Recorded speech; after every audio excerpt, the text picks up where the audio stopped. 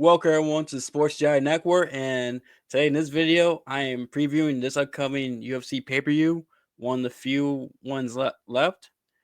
As you know, obviously, if you know about the Paramount deal, well, for at least for us in America, it's one of the few ones left for us in the United States. But because of the Paramount deal and all that stuff, but I did a whole video about that. Obviously, if you want to hear my thoughts, you can check it out after this video. But this video is about UFC 319. That's coming up this Saturday from Chicago, Illinois, as the UFC returns to Chicago after they haven't been there since 2018, I believe. So 7 years. And I'm excited for this card. Very excited.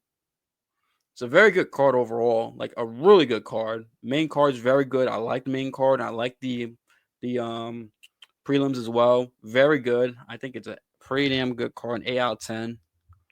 I mean, the prelims, you got freaking Edson Barboza in the early, not the early prelims, in the main prelims. Edson Barboza in the prelims. You got Chase Hooper, rising contender. Brian Bow's looking to bounce back. I know his last fight wasn't the best, but he had a lot of hype going to that Randy Brown fight, and he can get some of that hype back. And you got Jessica Andrade on the card. You got Michaela Sajcik. You got Bobby Green. And yeah, like this is a good card overall. I'm excited for it. I think Brian Bell will win his fight. I think Barboza wins fight. I think Chase will win his fight. I think Andrade will win. And I understand why people might go against Andrade because of how much damage she's taken. But I think she's still in strawweight. She's still pretty good. I think she's got a little bit left in tank. I got Michaela Sajcik winning, and I got Diego Ferreira being Bobby Green. That's just a little quick preview, like my thoughts on the prelims. But anyway, I'm excited for this. This card is pretty good.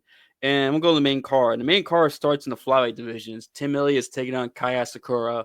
Kai Asakura was coming off that championship loss to Alexander Pantoja back in December. He came over from Ryzen from Japan to fight for the flyweight title. Didn't go his way, but it's Pantoja. I mean, Pantoja is one of the best fighters. Arguably number 2 pound for pound fighter, in my opinion. Arguably. I mean, Pantoja's just, he's just dominating these dudes in freaking flyweight division. It's crazy. And then you got Tim Elliott, who's been a contender in the flyweight division for a while now, going back to 2016. So he was part of that he won the Ultimate Fighter season that where the winner got the flyweight championship fight where he fought Demetrius Johnson, lost that fight. And this fight, I'm going Kai Asakura. Kai Asakura should win this fight because Tim Elliott hasn't fought since December of 2023. It's been a year and a half since he fought, almost 2 years. And he's 38. And being 38 years old in the flyweight division, it's just, man, that is just a disaster. Most guys do not do well, especially like 155 and below. Once you get your mid 30s, that's when you really slow down. You're not the same as you used to be.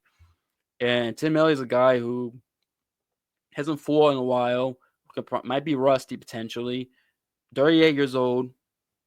And the thing with Tim Elliott is that Tim Elliott, he's got like a herky-jerky style of striking, but he doesn't have knockout power. He only has like 3 knockouts, TKOs in his career. So he's not known as a knockout artist. So he might hit Kai, but Kai is probably going to eat the punches well. He probably knows, oh, this guy can't hurt me. And then from there, Kai Asakura is basically gonna land shots on him. Kai Asakura is a very dangerous striker. The guy has power in both of his hands, and it's got great knees. And I mentioned the knees because Tim Elliott in striking does leave himself open to get hit with body shots, and Kai Asakura is very dangerous with his knees. His last victory in Ryzen against Warren Archuleta, he landed a perfect knee that dropped Archuleta, and then he finished him. He's had other fights where he's dropped guys with knees and finished them there. So Kai Asakura is very dangerous with his knees up the gut. Very dangerous. Tim Elliott leaves himself wide open to get hit with knees with style, and that's just perfect for Asakura. Plus, Asakura is going to have a 3-inch reach advantage in his fight, and that's going to help him there. And he's that herky-jerky style of striking. He does not exactly, he does get hit at times, and someone like Asakura is a very elite striker, very good striker. He's going to be able to catch Tim Elliott and hurt him too if he doesn't hit him with the knees. And I think in this fight, I think Asakura is gonna win by late first round, early second round stoppage. I think he's gonna drop. I think he might hit him with a knee, and then from which is gonna drop Tim Elliott, and then he's gonna finish Tim Elliott on the ground, or he's gonna hit him with a knee that stuns him. He's gonna hit him with a follow up shot that drops him and finish him there.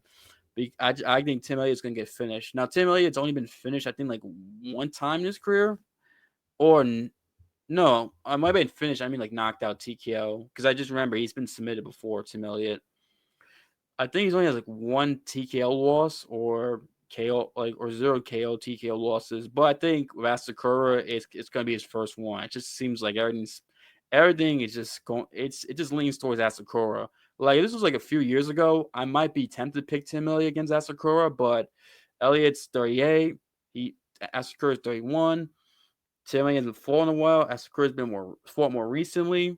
Like Asakura has had at least like he he's had at least a fight since Timmy's last fight. I think he's had at least two because I think he fought in 2024 in Ryzen before going to UFC, if I remember correctly. But the Warren Chaletta fight, if my memory serves me correctly. But yeah, but Asakura should win this fight. This is tailor made style for him. I'll be shocked if he lost, but yeah, I'd be shocked if he lost. And I know people are gonna mention, grappling, Asakura looked bad, but the thing is, Pantoja is one of the best grapplers and marauders in the UFC. Like this is Pantoja we're talking about.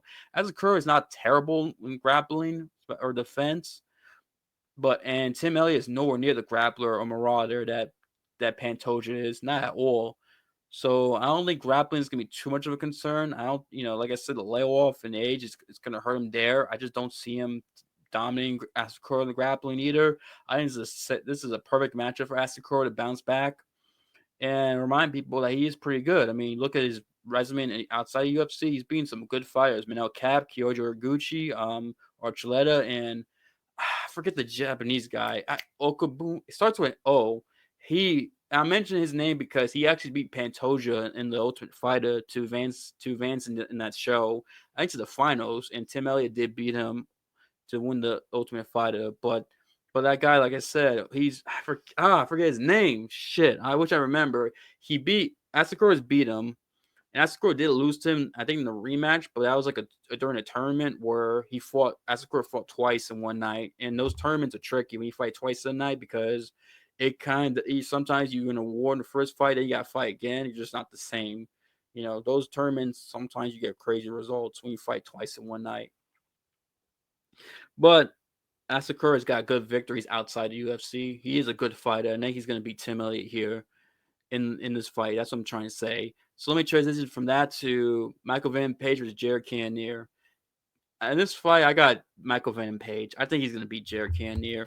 Now I understand Jared Cannonier. Sorry, my phone dropped. That's why I'm acting. That's why I acted weird there. I had that herky jerky style reaction. Ironically enough, since I was talking about Tim Elliott.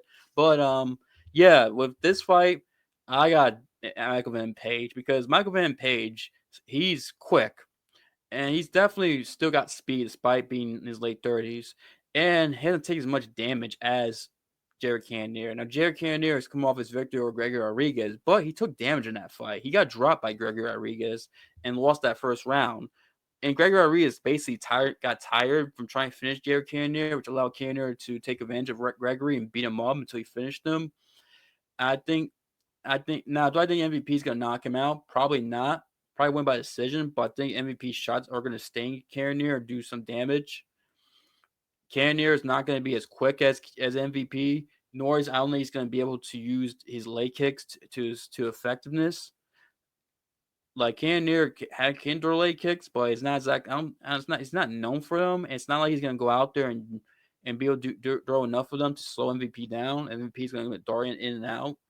And Cannonier can wrestle, yes, but Cannonier is not known for wrestling. Like, when's he ever become a wrestler in a fight and use wrestling to win a fight? Like, name the last time he's done that. I mean, I can't think of one. He's mainly a striker who, yes, who if he lands on you can hurt you badly. Like if he lands on MVP, he can hurt him badly. But MVP is good distance managing. He's good at getting out the way and not taking too much damage. I mean, MVP's only been knocked out once. That was because Douglas Lima and Bellator timed the leg kick perfectly. MVP fell as he was getting up. He landed like one of the greatest uppercuts in MMA history that knocked the MVP out. I mean that, but I just don't see Cannonier is not as fast as he used to be. Like Cannonier doesn't have is not as fast as he used to be. He was never known for being quick like that compared to like other guys. And like and compared to like the welterweights, obviously he's not as fast. MVP is coming from welterweight. Letterman's skill is a thing. He's fought guys who are faster, and even against better, and he's fought better strikers MVP than Cannonier in like welterweight division. Like you can make an argument that, well, actually, I don't know if I was to Ian Gary's a better striker than Cannonier. Actually, maybe not. I mean, he's good, but I don't think he's as good as Cannonier. Now I think about it, I just think MVP's he's gonna dart in and out, catch Cannonier. Cannonier's gonna have a hard time catching him. He might catch him like here and there, but it's not gonna be enough to where he's gonna hurt MVP. Now maybe he lands the perfect shot that drops MVP and hurts him badly or knocks him out, but I just don't see it. He's not gonna. He might get MVP like in a clinch situation because MVP does sometimes like to go in the clinch. But I mean, unless he's able to trip him and hold him down, I just don't see it because with MVP, like if you can take his back and you can definitely control him, but Cannonier's not known for that. Like I just don't see it. I think MVP just get taken down is gonna do all right and get up. I remember Holland took him down. He did take him down, but if my memory serves me correct, he did get up from Kevin Holland's takedowns in their fight back last year, and and I just don't think Cannonier is just I just don't see him becoming a wrestler, just taking MVP down, holding him down. That's just not his style. It's never been his style. I just don't see it here. He's older. He's, MVP is still quick, and MVP is a tricky matchup for a lot of these guys, and I don't think Cannonier has fought anyone like MVP. I think he's going to be able to go in, dart in and out, and catch him, Jared Cannonier, hit him with some shots, and get out of the way before Cannonier can throw back and possibly get out the way before Cannonier can grab a hold. Even though I do think it will happen at some point, but I just don't think Cannonier is going to take him down, take his back, or take his back as in a clinch situation, hold him down and take him down from there. I just don't see it. He hasn't shown that he can do that. He's known as a striker. I just don't see him doing that at all. I have no. I sound like a broken record, I know, but I'm just stressing that out there because I see a lot of people think, "Oh, it's Jared Cannonier. He's fought for the world title. MVP is just okay. He's mediocre. This and that. He's Jared Cannonier's. He's gonna beat MVP so easily." I see people saying that, but it's like you're not taking count of everything I mentioned. If you can really take that into account, I just see this as a MVP victory. I just don't think Cannonier is going to do it. That's all. Like I like Jared Cannonier as a fighter, but I just don't see him being MVP at this point. If this was a couple years ago, maybe you can convince me that MVP could lose to Jared Cannonier, but at this point, I just don't see it. I got MVP winning by decision. MVP is good, one of the best strikers in the UFC, and very good at distance managing too. I just don't think Cannonier has the style to really negate that and really hurt MVP and take him down. I mean, well, he could hurt MVP. I just don't know he has a style to like throw combinations and really catch MVP like that. Like he could do it. He has the power to hurt MVP, but I just don't see him doing that. I got MVP by decision. That changes from that fight to the next fight, which is Carlos Prates versus Jeff Neal. Great fight, fun fight, but I got Carlos Prates win this fight. Jeff Neal, his first fight since October 2024, we beat RDA. RDA got injured in that fight, and we haven't seen RDA since. And who knows? I mean, it could be RDA's last fight. I doubt it because he probably doesn't want to go out like that. But still, it's been a while since we've seen RDA fight and Jeff Neal, particularly Jeff Neal, since he's fighting this upcoming Saturday. And then you have Carlos Prates, who lost to Ian Gary, looked terrible the first 3.5 rounds, started getting going halfway to round 4, and then fumbled the round 5 finish, which just pissed me off because, like, fuck, man, because I hate Ian Gary. And Prates could have freaking, if he didn't fumble the finish, it would have been a great comeback victory, but he fumbled. It is what it is. And Prates is being active. He's going right back in the gym, going right back to training camp and getting ready to fight against Jeff Neal, who is dangerous. Yes, he's ability to knock dudes out. He is very dangerous, and But the thing with Jeff Neal is that he's very much like a headhunter. Like he doesn't throw a lot of body shots or anything like that. He just throws a lot of headshots. And yes, if you're if you leave yourself open to getting hit, you're gonna get hit a lot. Like Rachmanov doesn't move his head a lot, and that's why he was able to catch Rachmanov and that was a very entertaining fight. But the thing with Jeff Neal is that he struggles with guys who are longer and lankier than him, particularly like guys like Neil Magny, Ian Gary, and with Prates, he is longer and lankier, and I think does have a reach advantage too. If I remember, yes, a 3-inch reach advantage. I wrote down my notes. I was trying to make sure has a 3-inch reach advantage. I was trying to look at the reach in some of these fights and write down some notes so that I remember, so that way I can mention it here. Because sometimes I forget about reach advantages and stuff like that. Because sometimes it doesn't matter in these fights, but what was I saying? Oh yeah, reach advantage. Prates has long, lanky fighter. He struggled against guys like that. Neil Magny's kind of a long, lanky fighter too, and he lost to Neil Magny, Jeff Neal, and also Prates, and also Neil struggled against guys who like move side to side or loop like this, who have lateral movement, which Prates does have at times. That's one of the reasons. That's another reason why he lost to Neil Magny. Is that Magny was doing this, like moving laterally like this, and Jeff Neal struggled with that. And Prates does have the ability to move side to side, and he does, and he's good, and he mixes up his striking too. He'll throw kicks, body shots, and etc.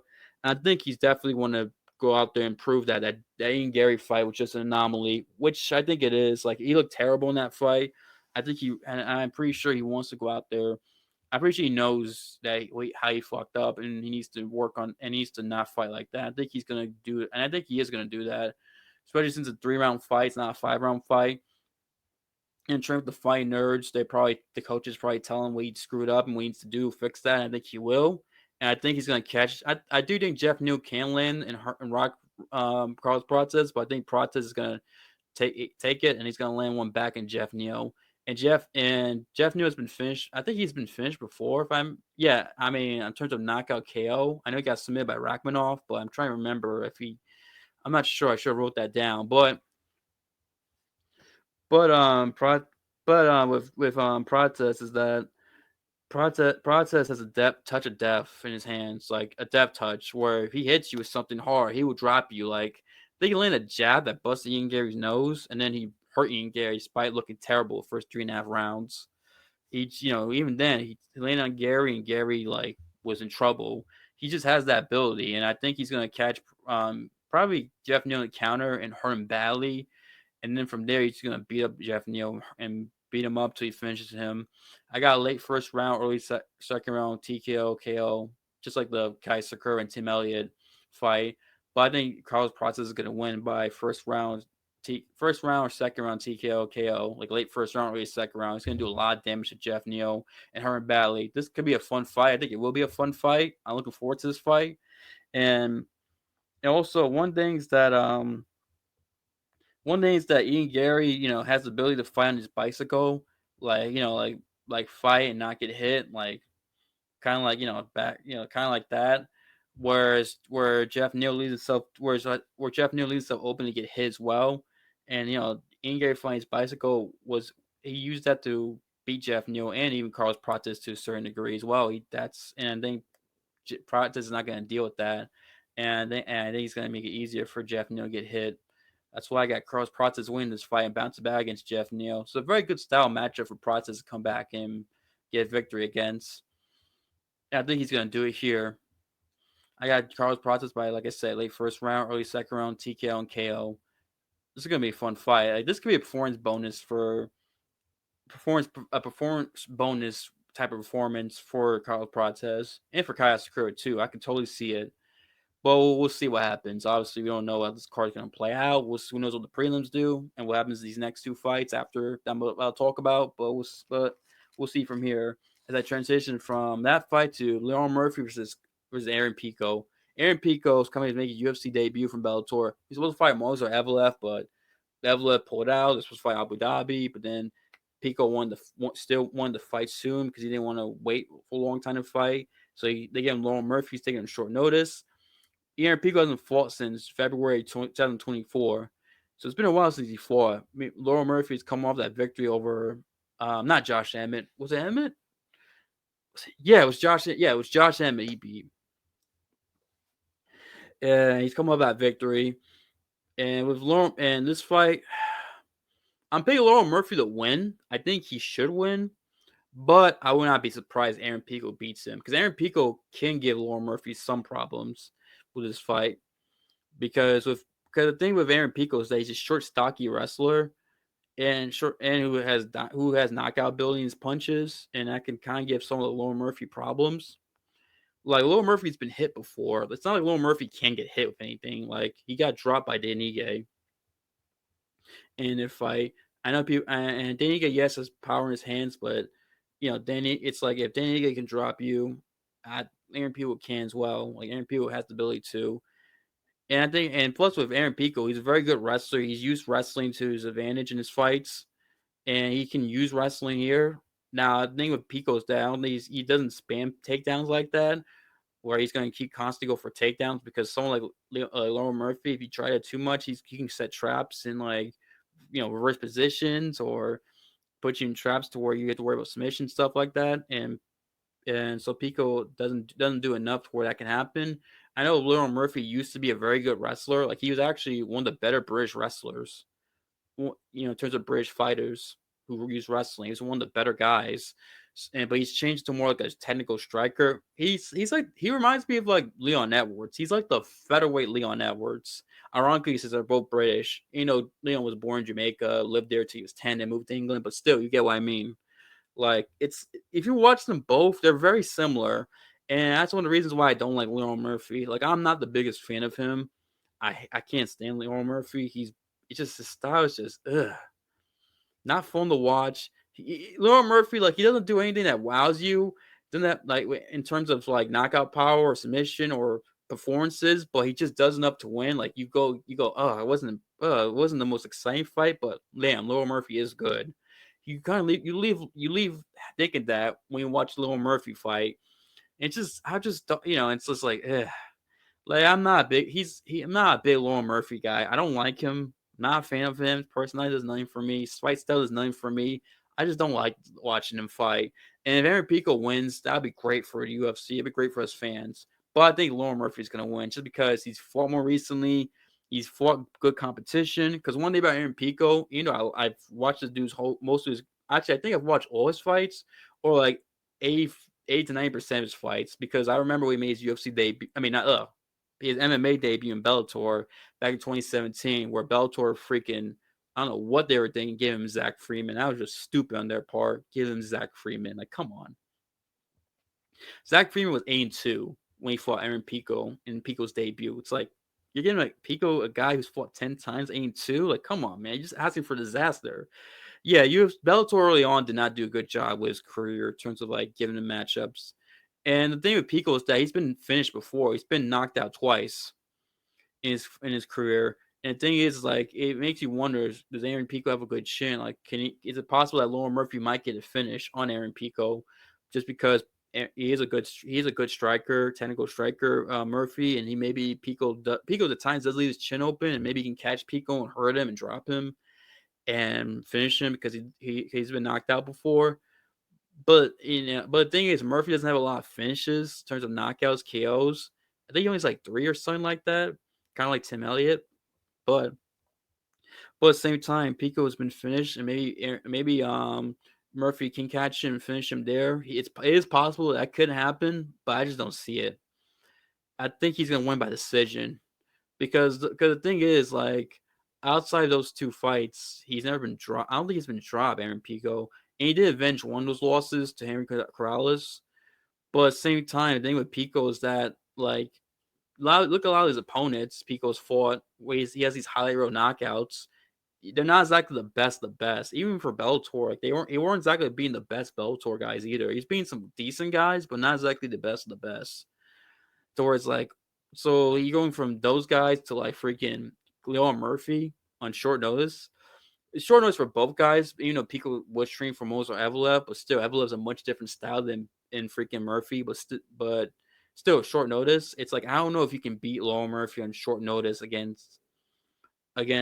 going from the guy he fought in Bellator all the way to freaking Lauren Murphy. I just don't see it. And so I think Murphy's going to win this fight by decision. And it sucks because, like I said, I can't stand Lauren Murphy. Boring, no personality, just does enough to win. Kind of like Leon Edwards, and I can't stand Leon Edwards. And Leon Edwards' personality sucks too. There's that element. Lauren Murphy, I just don't know anything about him. His fight style is not entertaining to watch. It's not fun. I don't enjoy it at all. Not a fan of this guy. And we're bet Aaron Pico wins better for us fans. I don't get these fans who want to see Aaron Pico lose, who hate the fact that this guy. I get it. Hey, why is this guy fighting Leon Murphy? Why is he getting these big opportunities? He ends up doing it in UFC. I get it, but at the same time, if you're rooting for Leon Murphy to win, why? Why are you? Why would you not want to see a guy like Aaron Pico win? Who has highlight reel finishes? Who's exciting, especially if he somehow knocks out Lauren Murphy, that should get you hyped and excited. Now we got a new contender. Like, why would anyone want to root for Lauren Murphy to win or Aaron Pico? Unless you're from England, or maybe you're from England, especially the hometown where Murphy's from. Like, I don't get why, if you're a UFC fan, why would you root against Aaron Pico for Lauren Murphy of all people? That's just stupid. That's dumb as fuck. And I just don't get people who do that. Because I've seen that online with some fans. It's like, oh, okay, I just want to see him win. Lauren Murphy win. Oh, I can't. I don't want to root for Aaron Pico. Nah, he's a Bellator guy. A big opportunity. I don't like it. Okay, fine. I get it. But at the same time, it's Lauren fucking Murphy. Why the fuck would you root for him or someone like Aaron Pico when Pico Wayne does more for the UFC? He's better. Like listen, rooting for somebody versus thinking what's gonna happen are two different things. Like I'm rooting for Pico to win, but I just don't think he's gonna win. I just think Murphy's too good. I get thinking Murphy's gonna win, but also rooting for. I get that, but you can also root for the fun style, more fun fire to win. It's kind of like a sports team. Like you think, oh man, I listen. I'm a fan of this team, but I'm rooting for them to win, but I think this other team's gonna win. Like why can't some of these MMA fans, UFC fans, have that mentality? Instead, some of them are just like, oh, I want Murphy to win. I'm rooting for Murphy, which just makes no sense to me because Murphy's boring. He just does enough to win. It's not fun. Every once in a while have a fun fight, but it's like, come on. It just, ugh. I just don't get it. But yeah, that being said, I am picking Murphy to win by decision. He could hurt Pico. He could, but Pico could also hurt him as well. But I think Murphy's going to just do enough to win. Like, I got to be honest. I want Pico to win, but I think Murphy's going to win. That's just what I think is going to happen.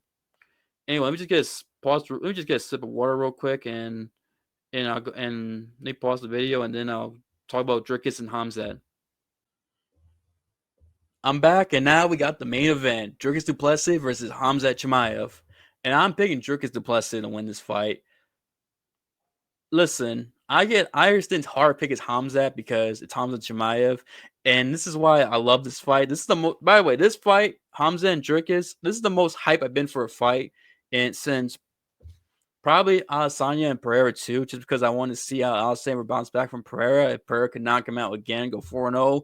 And also Israel's win the first MMA fight before he got finished by Pereira.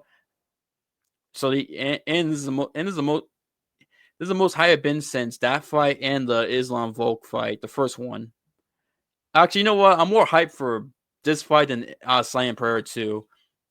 Now, actually, you know what? I'm more hyped for this fight than both of those fights. Actually, no, yeah, I am more hyped for this fight than both of those fights. So it's been a long time since I've been this hyped for a fight, and I am so. This fight is just wow.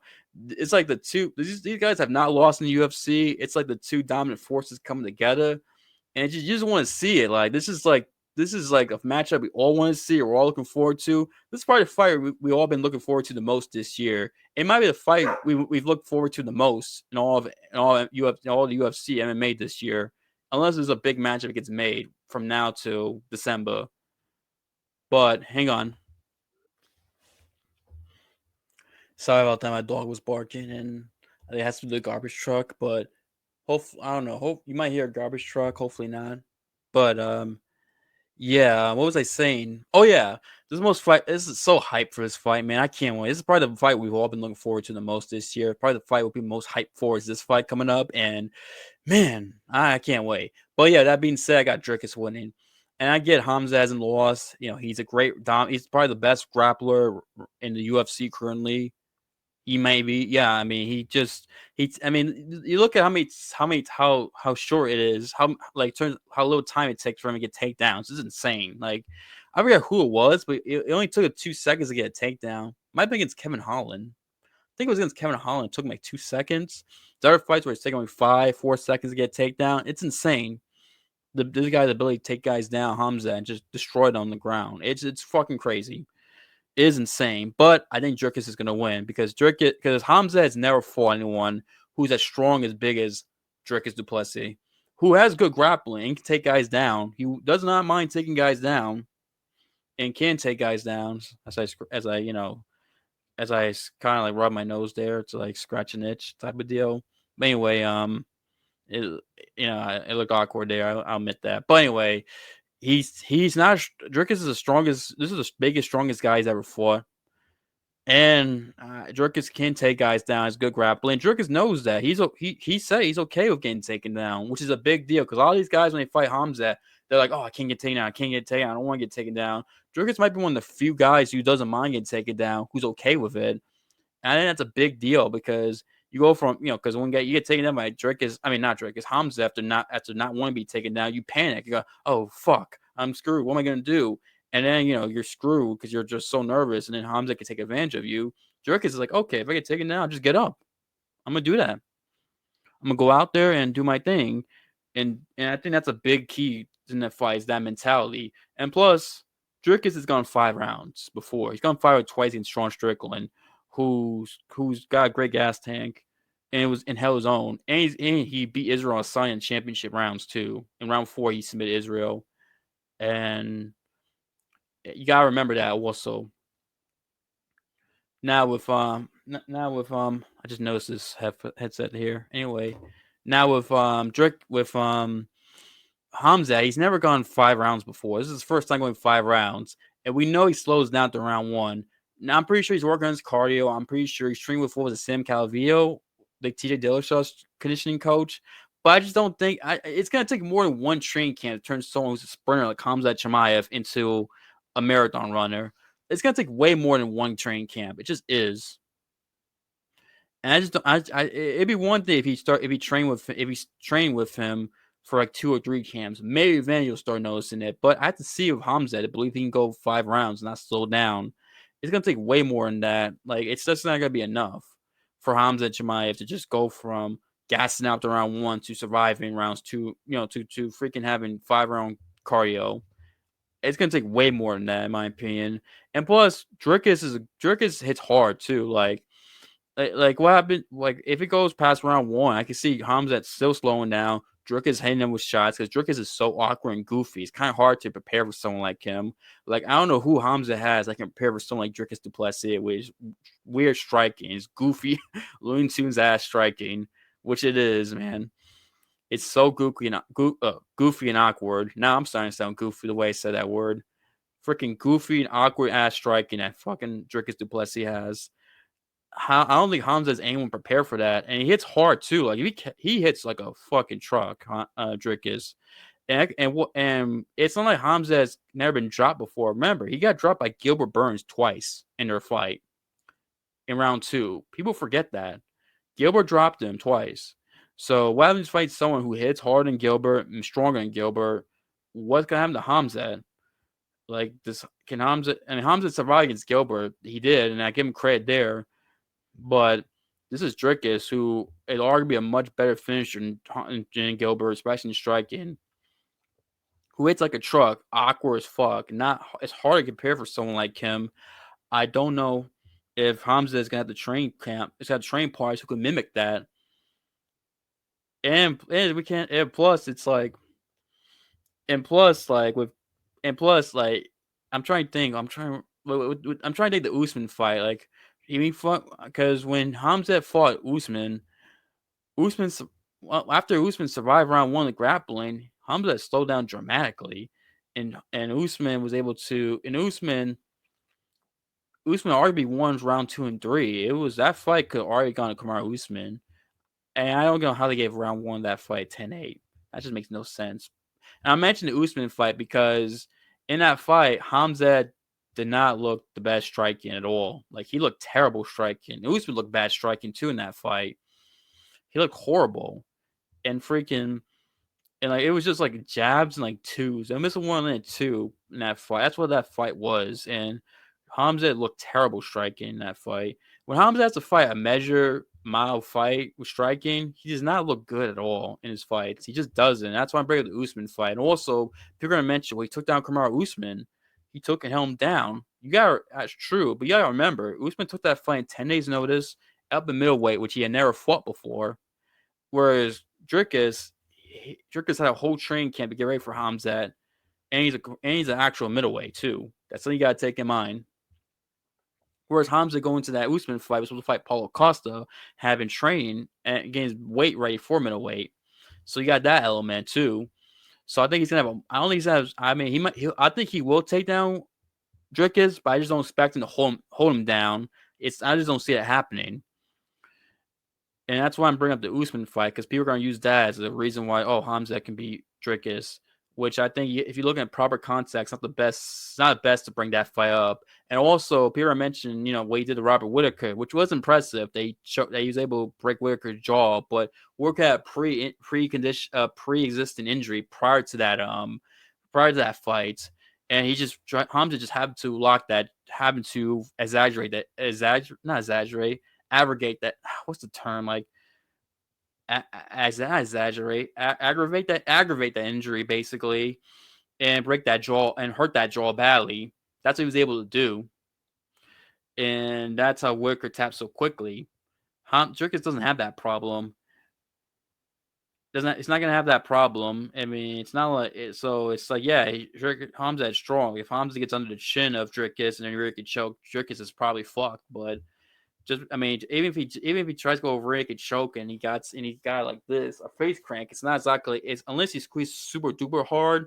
It's not like, he's gonna break Dricus' jaw like that. There's a context to that I think people are just ignoring. And look, if he goes out there and destroys Dricus in round one, I'll be impressed. I'll be like, wow, I am impressed by Khamzat Chimaev.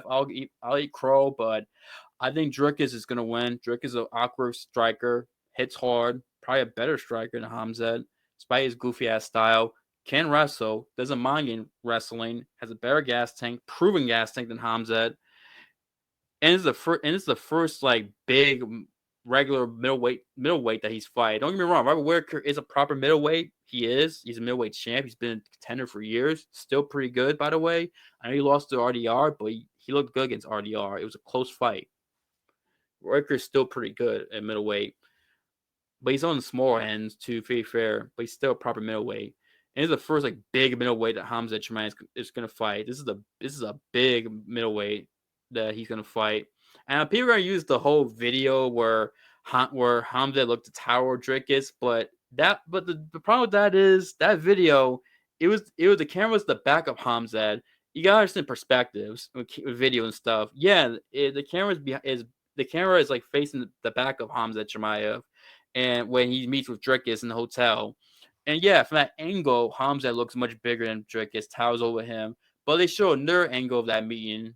I think UFC embedded, and Khamzat does not look that big at all compared to Dricus. Like, he's taller clearly, but he doesn't look that big. If anything, Khamzat looks lean. He looks kind of lean for the camera angle of the other camera angle they showed of their meeting in the hotel room. If you look it up, Khamzat does not look big and tower over Dricus at all. If you look at the other angle, Khamzat looks lean, skinny, kind of lean for the weight class in the other angle they showed. So people are trying to say, "Oh, look how big Khamzat looks. He's gonna tower Dricus." No, that you can't use a camera. You can't use a camera angle where the camera is behind Khamzat to say, "Oh, he's gonna tower Dricus and have the size advantage." No, that's not good. That's not a good argument. That's a terrible argument. Horrible argument. You gotta look at understand perspectives with camera angles and stuff like that. You don't need to be like have a degree in film and cinematography or in film to understand that. You just gotta look carefully to understand how that works. But Dricus should win this fight. I think Dricus is gonna finish Khamzat in like round 3 or 4. He's gonna put a pace that Khamzat is not used to. Then Khamzat's gonna fold. He's gonna be he's gonna get rocked by Dricus, and Dricus is probably gonna finish him, drop him, finish him, or he's gonna rock him, take him down, and ground pound or submit him like he did against Israel Adesanya. And Dricus striking has improved too, by the way. Look what he did against Sean Strickland, who's a very defensively responsible striker in the rematch, and he freaking destroyed Sean Strickland in the striking. Just looked improved, went out there and freaking was landing good shots. And Strickland does not get beat up in the striking department like that. He does not get dominated like that in the middleweight division. No one does that to Strickland usually. And I know people say he lost to Cannonier. That was a robbery. Cannonier did not win that fight. Strickland won that fight, but yeah, I know Strickland, you could say, didn't look the best. That was more so his offense. Offense wasn't the best. He's still a good defensive striker, and Dricus just put on him. So Dricus has improved his striking, and he already had better strike going into this fight. I think he does here. And it's not that Khamzat is a horrible striker, but at the same time, when he has to be measured, he's not exactly the best. He's not elite. You know, he's not elite. He hasn't proven that. Like, unless he's worked on his strike, unless he's trained with Dwayne Ludwig or his all of a sudden made improvements in striking, which I have no evidence to believe. I have to give the striking advantage to Dricus. Gaslighting Dricus. I think Dricus is strong and big. Like I said, pause. This is the biggest opponent that Khamzat's fought, who has a grappling background, doesn't mind getting taken down, and is strong enough to get up, and is super strong, and can take guys down to himself. And is going to this fight expecting to be taken down, is okay with it, which is big for Dricus, considering other guys are just so afraid to get taken down that when they get taken down, they panic. Whereas him, it's like, okay, I know what to do, which can make a difference, because if you don't panic, you won't put yourself in a bad position. You won't gas out because you're trying to panic escape. You know what I mean? So that's going to help Dricus as well. And I think Dricus is going to go out there. Khamzat, I haven't seen proof that Khamzat's truly worked on his cardio. I think it takes more than one training camp to prove your cardio for a guy who's been a sprinter in terms of like starting fast, who has fast twitch muscles and stuff like that. I think it's going to take more than one training camp to turn a sprinter like Khamzat into like a marathon runner. I just don't. It's going to take way more than that, in my opinion. And that's why I think Khamzat's going to gas out. Dricus is going to hurt him, and then he's going to finish in round 3 and 4. So yeah, I got Dricus win this fight. I'm excited for this fight. I can't fucking wait. This is gonna be amazing. Cannot wait to watch this fight. It's gonna be fucking awesome. I was about to slam my hand on the table, but I just realized let me not do that. That's why I did this. But anyway, thank you guys for watching, listening for this YouTube this video. Don't forget his video thumbs up, and let me know what you guys think. Who you think is gonna win this fight and why, and these other fights. Asakura, Elliott, Prates and Neal, MVP and Cannonier, Pico and Murphy, and Dricus and Khamzat. Who are you gonna win those fights and why? And I got Asakura winning by TKO KO. I have MVP by decision. I got Prates by KO TKO. I got Murphy by decision, and I want Pico to win, and I got Dricus by finish round 3 or 4. Submission or TKO, somewhere around, or knockout. It's gonna be somewhere around those. I don't know which one's gonna be which. It's gonna be one of those 2 things for Dricus, in my opinion, or 3 things because TKO and KO are different. I think it's gonna be one of those 3 things for Dricus. That's what I think. But anyway, let me know what you guys think, and let me know how excited you are for this card. I'd like to know. Thank you guys for watching, listening. Have a good day, good night, every time watching this. I'll see you next time. And yeah, let's go. Can't wait for Saturday. Peace. Good night. God bless.